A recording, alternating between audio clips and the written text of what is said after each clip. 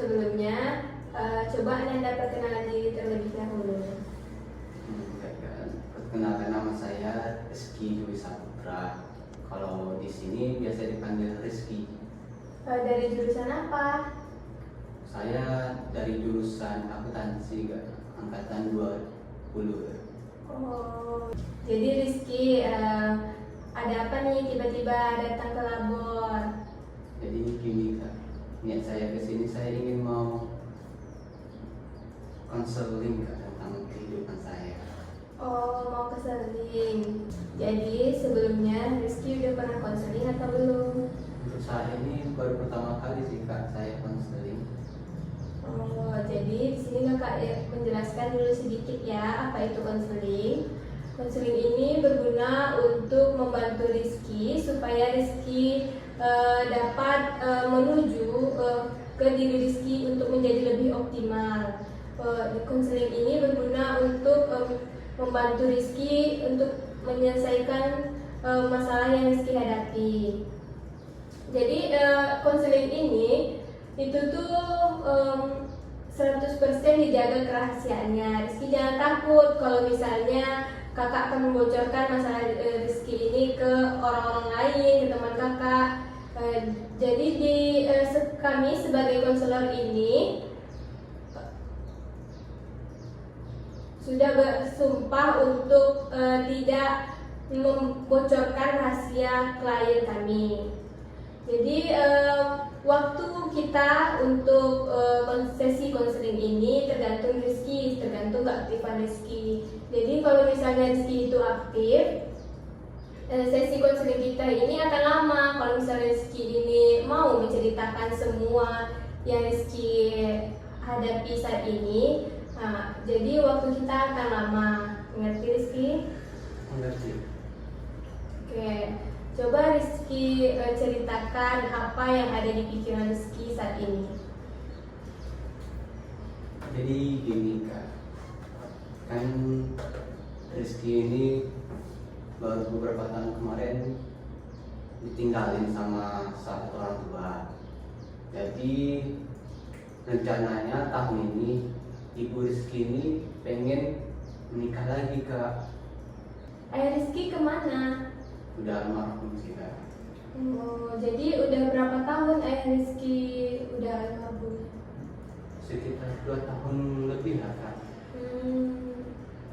Terus? Ya karena Rizky kan udah dewasa nih Kak, jadi Rizky bisa lah menanggung dan menafkahi mama Rizky. Jadi Rizky nggak butuh sosok papa baru, ayah baru. Maka Rizky menentang Rizky menikah lagi, nggak setuju juga. Jadi apa yang mama Rizky lakukan kalau Rizky itu menentang? Ya itulah Kak, mama Rizky juga bersikeras pengen menikah lagi karena dia udah punya calon juga kan Kak. Makanya Rizky nggak, tapi Rizky tetap nggak setuju dengan keputusan mama Rizky itu. Berarti Rizky udah pernah ketemu sama calon ayah baru Rizky? Belum Kak, karena Rizky kuliah di Pekanbaru sedangkan mama Rizky tinggalnya sekarang di kampung Kak. Jadi Rizky udah hampir 3 tahun lah di rantau, cuman pas raya aja balik. Oh, jadi belum ada pendekatan nih dari Rizky sama ayah baru? Belum Kak, tapi hati Rizky tetap nggak mau menerima kehadiran ayah baru. Oh, gitu. Oke, jadi Rizky ini berapa bersaudara? Kalau saya Kak 3 bersaudara dan saya ini anak terakhir Kak. Anak terakhir. Jadi abang-abang Rizky ini setuju dengan keputusan ibu Rizky? Abang-abang Rizky karena udah berkeluarga juga, jadi mereka tuh ya bebasin ke mama Rizky, kasih keputusan tuh penuh ke mama Rizky. Jadi mereka setuju aja asalkan mama Rizky ini bahagia dan mereka saling cinta gitu. Tapi Rizky tetap nggak mau menolak. Jadi kan Rizky ini menolak. Kalau misalnya Rizky mencoba dekatin gitu kan, atau calon papa Rizky ini dekatin Rizky, itu ada peluang nggak untuk Rizky membuka hati untuk papa barunya? Kalau itu sih kak masih berat ya, untuk berkenalan pun rasanya berat ya. Enggak, ya mau aja hati ini nerima dia tuh, walaupun dia mendekat tapi di hati itu udah terikat bahwa papa cuma satu, nggak ada papa lain ya. Jadi bagaimanapun pendekatannya ya Rizky nggak akan menerima, nggak mau. Rizky ini dulu pernah lihat atau trauma dengan lingkungan pernikahan gitu, apakah ada? Kalau trauma sih nggak ada sih, ya malah pas papa masih hidup ya bahagia kali rasanya kak, bahagia gitu kan, serba ada lah, cukup lah gitu ya kak, serba ada. Tapi semenjak peninggalan ini memang ada sedikit kemunduran lah ya. Ada kemunduran di bagian bisnis, jadi udah nggak serba ada lagi seperti dulu. Tapi Rizky tetap bahagia juga ya, walaupun bapak udah nggak ada. Oh, berarti nggak ada nih orang lain yang menyangkuti dalam hubungan pernikahan ini. Nggak ada sih. Kan Rizky tahu nih kalau ada papa itu Rizky bahagia gitu kan. Jadi mengapa Rizky tetap menolak kalau misalnya ada calon papa baru yang ingin mendekati mama Rizky? Karena menurut Rizky sosok papa Rizky itu tak tergantikan kan. Sifatnya tuh jarang ada kan. Jadi Rizky yakin tak ada satu orang pun yang bisa menggantikan papa Rizky. Sifat yang bagaimana itu? Ya sifat papa Rizky itu kayak baik, pengertian gitu, nggak pemarah. Pokoknya sayang kali lah sama Rizky. Jadi Rizky berpikir ya nggak ada lagi sosok yang menyerupai maupun hampir menyerupai papa Rizky. Dan nggak ada juga toh jaminan bagi calon papa baru memiliki sifat yang sama seperti papa Rizky. Calon papa Rizky ini pernah nggak ngasih mendekati Rizky atau ngasih sesuatu gitu ke keluarga, entah ke abang atau ke Rizky-nya sendiri? Kalau ke saya sendiri sih kak, dia pernah chatting atau ya ngirim pesan lah ke saya, tapi ya kayak formalitas aja gitu, kayak pengenalan. Ya saya nggak terlalu merespon, saya ajukan aja gitu.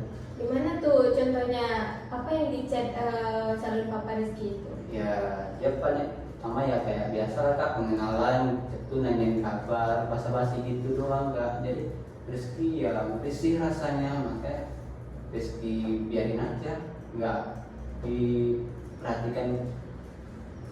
Berarti Rizky nggak ngejawab apa chatnya jadi calon papa barunya? Menjawab tapi ya sekedarnya aja, kayak salamnya, nanyain kabarnya. Kalau yang basa-basi itu ya Rizky malas ngebalasnya tuh. Basa-basi yang gimana tuh? Ya udah makan belum gitu, nanti tanyakan sekarang semester berapa. Ya Rizky malas aja, apa salahnya dia nyari sendiri. Kan Rizky tadi bilang Rizky itu suka perhatian dari papa lama Rizky ya kan. Nah itu yang dari chat itu, dari chat calon papa baru Rizky itu kan udah menunjukkan perhatiannya, dia udah nanya udah makan atau belum.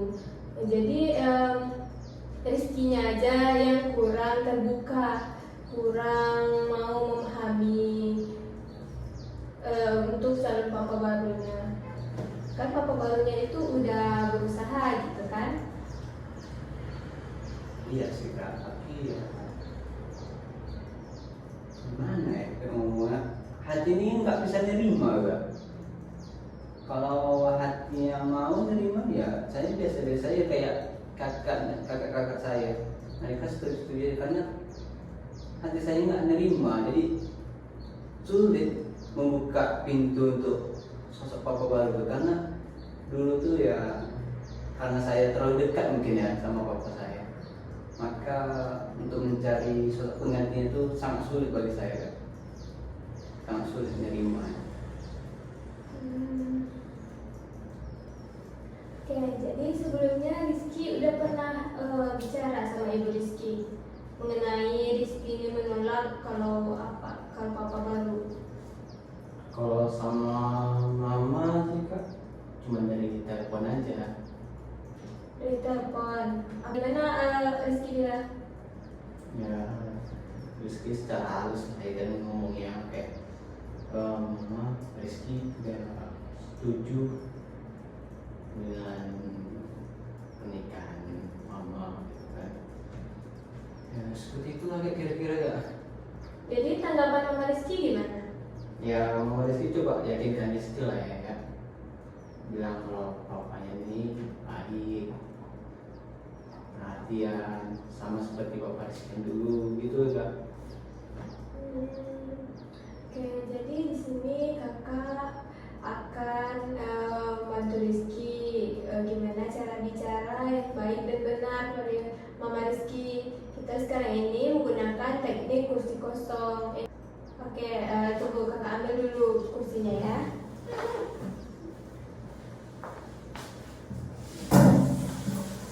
Rizky boleh adanya di sini ke kursinya. Ini kakak adanya ya.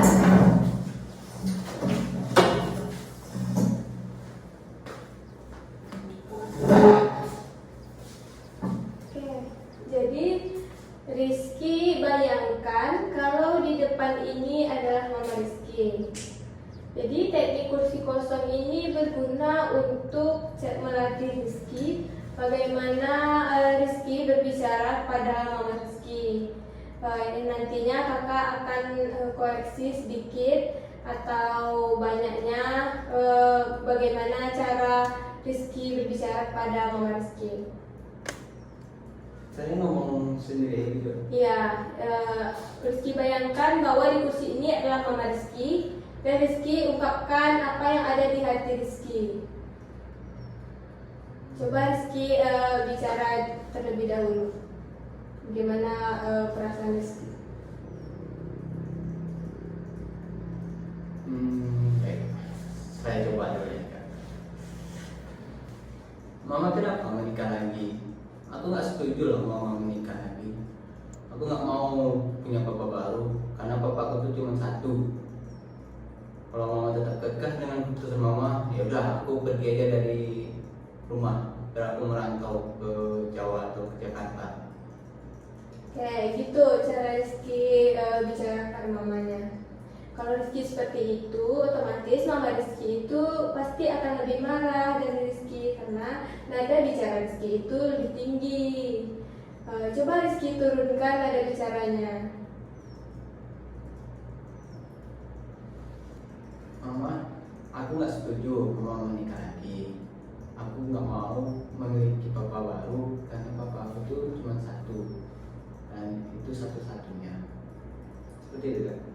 Oh, jadi kalau kayak gitu, Rizky kayak terlihat lebih sombong gitu kalau memakai kata aku. Jadi kayak gini ya, kakak contohin ya. Mama, Rizky nggak mau untuk Mama nikah lagi karena jelasin apa alasan Rizky. Karena Rizky belum bisa melupakan papa. Jadi Rizky bilang dari hati ke hati apa unek-unek Rizky yang Rizky tidak tersampaikan kepada Mama Rizky. Oke? Saya Rizky coba. Ya, baik ya.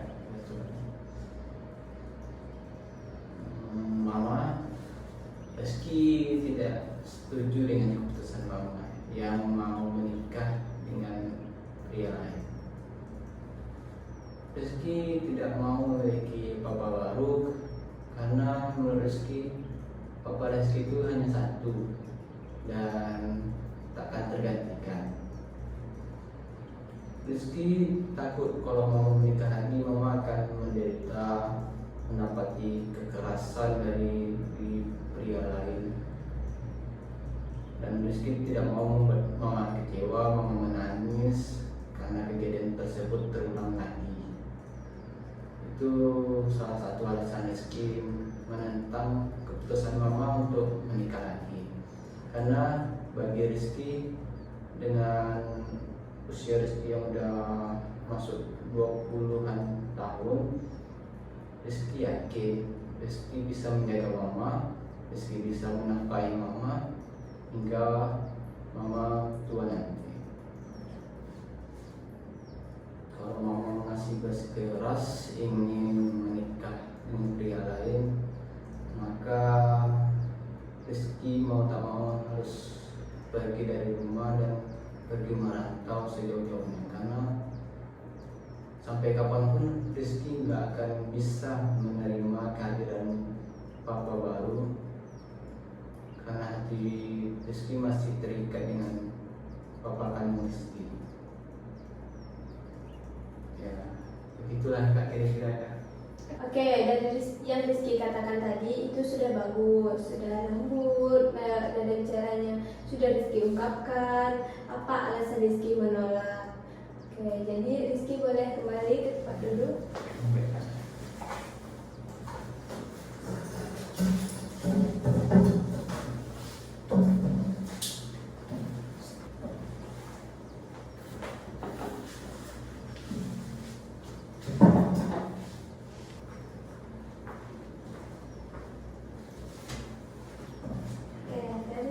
Kursi kosong yang kakak dengar tadi, Rizky itu takut mama Rizky dikasarin.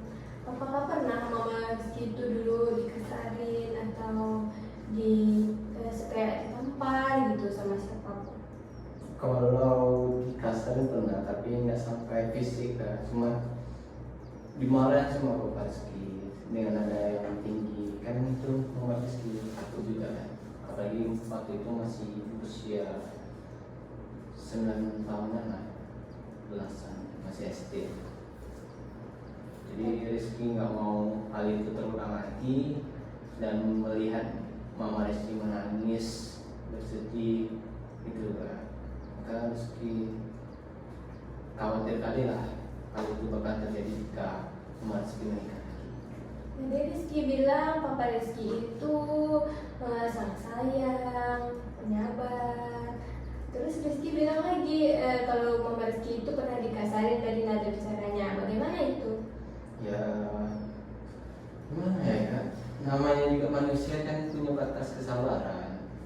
Jadi pas hal itu terjadi, pas Papa Rizky memarahi Mama Rizky, mungkin kesabarannya udah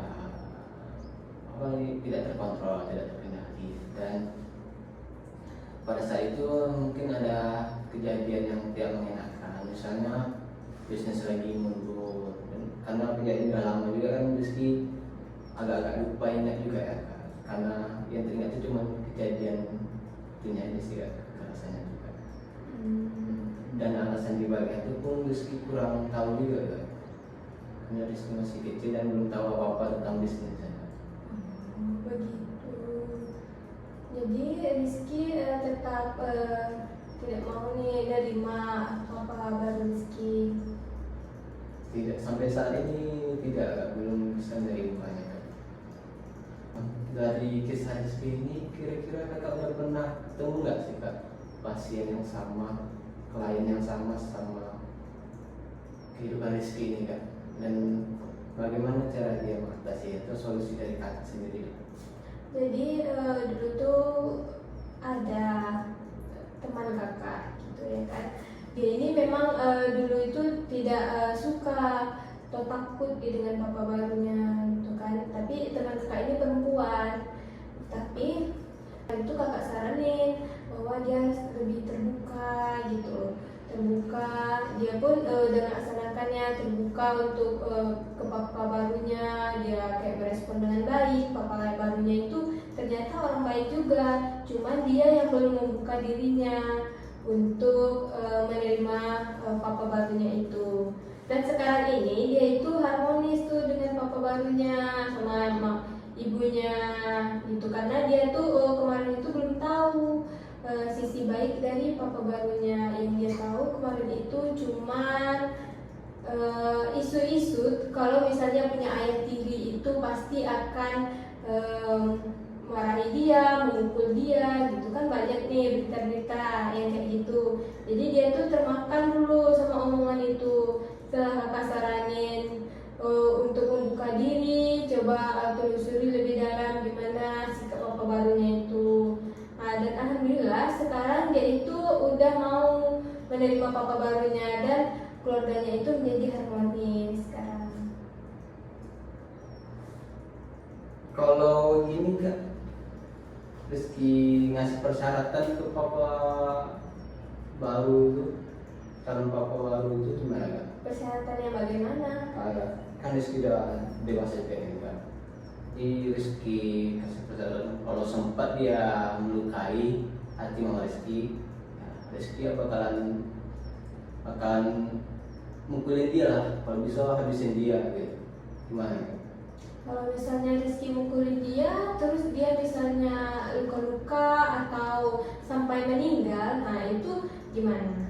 Ya itu resiko dia Kak, kenapa dia sakitin mama Rizky. Tapi kenapa Rizky nggak berpikir nanti Rizky masuk penjara atau digebukin masa lagi karena telah membunuh orang? Gitu. Ya Rizky nggak peduli Kak, karena itu salah satu bukti cinta Rizky ke mama Rizky Kak. Bukankah itu hal yang baik Kak, berbakti kepada orang tua. Bagi orang tua kandungan Kak, sedangkan dia orang tua tiri dan menyakiti orang tua kandung Rizky yang melahirkan Rizky. Ya Rizky nggak terima, mau tak mau ya Rizky habisin Kak, walaupun nyawa Rizky taruhannya. Memang itu sifat berbakti kita kepada orang tua, ya kan? Tetapi cara yang ingin Rizky lakukan itu cara yang salah. Oke, jadi itu tuh memang cara Rizky berbakti pada orang tua Rizky. Tetapi cara yang Rizky lakukan itu cara yang salah. Rizky bisa melapor ke polisi karena misalnya mama Rizky itu di KDRT, luka-luka gitu kalau misalnya itu terjadi. Tetapi Rizky harus mencoba membuka diri terlebih dahulu kepada papa Rizky. Mana tahu seperti yang kakak ceritakan tadi, seperti teman kakak tadi, dia itu mendapatkan keluarga yang harmonis saat ini. Sekarang Rizky udah merasa nggak kasih sayang orang tua Rizky? Maksudnya dari orang tua laki-laki Rizky. Dari kecil Rizky udah merasakan kasih sayang, perhatian dari papa Rizky. Ya, semenjak kepergiannya ya Rizky merasa kehilangan sih Kak. Namanya juga gitu kan, udah orang pasti merasa kehilangan lah ya. Walaupun demikian, tapi kasih sayang, pengertiannya, semuanya itu masih tersimpan di hati dan masih terasa sampai sekarang. Sosoknya itu, kehadirannya itu masih terasa sampai sekarang. Jadi makanya Rizky bilang tadi kan nggak pernah lah nerima sosok papa baru gitu kan. Dan walaupun terpaksa ya Rizky ngasih beberapa persyaratan dan salah satunya yang tadi itu ya, menurut kakak itu solusi yang bagus tuh enggak?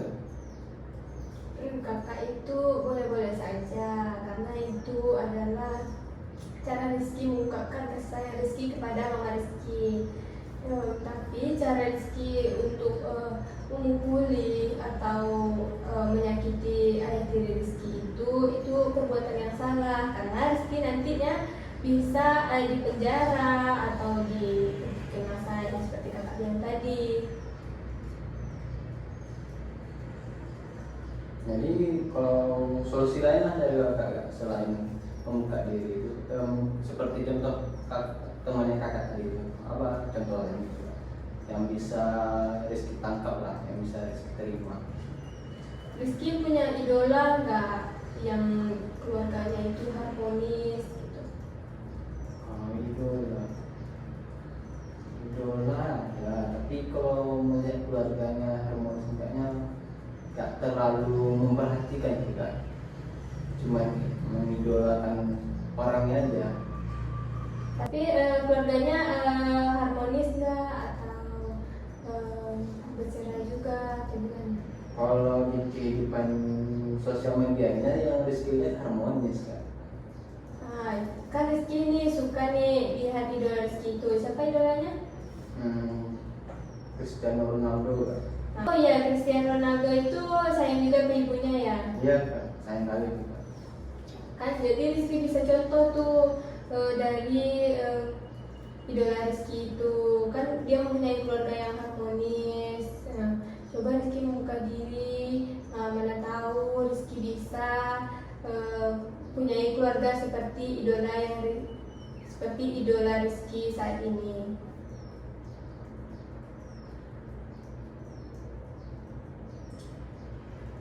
Kalau membuka diri berarti butuh waktu juga ya kak.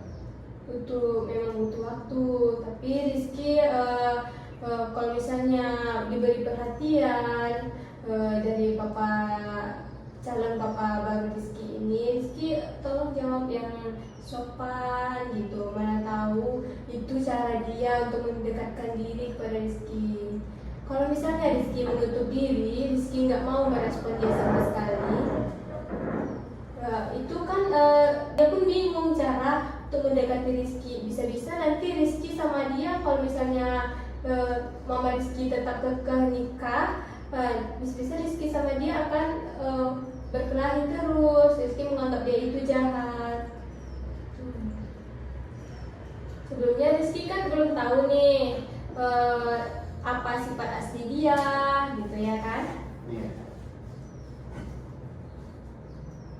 Jadi cobalah Rizky membuka diri dulu supaya Rizky tahu apa sifatnya aslinya, bagaimana cara dia memperlakukan mama Rizky, karena supaya Rizky tidak salah sangka terhadap orang lain. Mana tahu kan sekarang Rizky ini masih memerlukan sosok ayah, ya kan? Bisa jadi ayah sambung Rizky atau calon ayah baru Rizky ini mampu menggantikan posisi dari ayah kandung Rizky.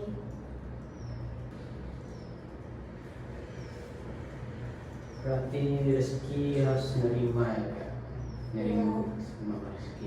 Perlahan-lahan aja. Kalau dari sudut pandang kakak, bagaimana cara nerima, cara membuka itu? Soalnya Rizky pun merasa bingung juga gimana cara mulai membukanya. Kalau dari sudut pandang kakak ya, misal kalau misalnya kita di chat, gitu ditanya ada makan, kita harus balas.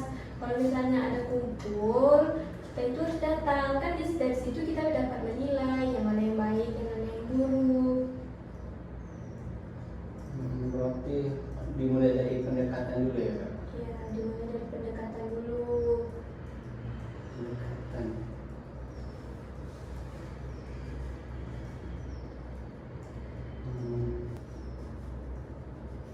Mulai dari pendekatan, kenalan, basa-basi, makinkan.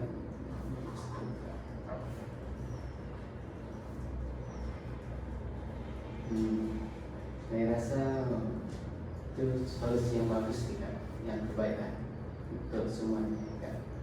Dan saya akan mencoba berusaha ya kak untuk membuka diri, untuk menerima sosok papa baru. Walaupun saya rasa butuh waktu yang lama mungkin kak untuk menerima, tapi saya akan mencoba lah usulan dan solusi dari kakak. Dan lagi yang ingin Rizky sampaikan? Untuk saat ini itu udah sangat cukup sih kak. Ya, dari konseling kita tadi, apa yang dapat Rizky simpulkan dari sesi konseling kita tadi? Dari hasil konseling tadi ini kak, yang dapat Rizky simpulkan itu, yang pertama, kita jangan terlalu egois dengan diri kita sendiri. kita harus memperhatikan juga perasaan orang lain. Jangan egois, jangan hanya pengen omongan kita yang didengar. Yang kedua, kita harus siap dan harus membuka hati dan mengikhlaskan yang telah pergi. Dan kita pun, yang terakhir yang Rizky tangkap dari hasil konseling ini, bagaimanapun kita harus kepada orang tua, kita harus sebagai seorang anak, kita harus bisa membuat orang tua kita bahagia. Sepertinya Rizky sudah paham dari konseling kita tadi. Jadi kalau misalnya Rizky mau konseling lagi atau ada perubahan yang lain, Rizky bisa datang lagi ke labor ini. Baiklah. Baiklah. Terima kasih banyak atas waktu yang telah terpakai untuk mendengarkan cerita saya yang panjang ini, Kak. Ya, sama-sama. Oke, kalau misalnya Rizky ada